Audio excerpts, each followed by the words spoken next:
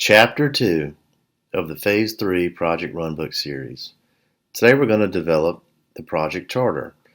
What's nice about this tool is it's a single page charter. Everything you need to know and document is on one page in one location, all together with the rest of your documentation. As you can see, the main elements are ready to be completed. Project scope. Define the full extent of your project. Deliverables.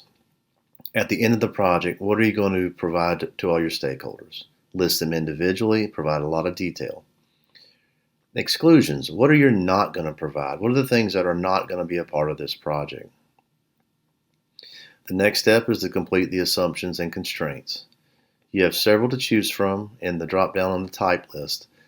Under type, you can add or take away this field by going to the setup tab. Please provide as much detail as possible to make the charter as accurate as can be. Next, we have project resources. Again, these are elements that are available through your setup tab.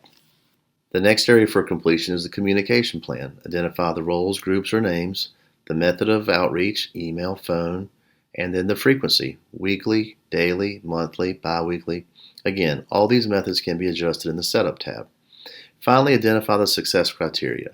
Make sure you're very detailed to determine that the project is actually complete and that all items have been accomplished. We do not want project creep to set in and a project never to have an end date.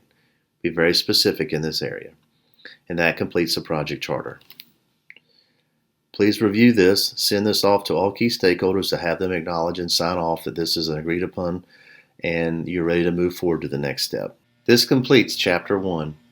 Instructions on how to set up the Project Runbook by Phase 3 IT.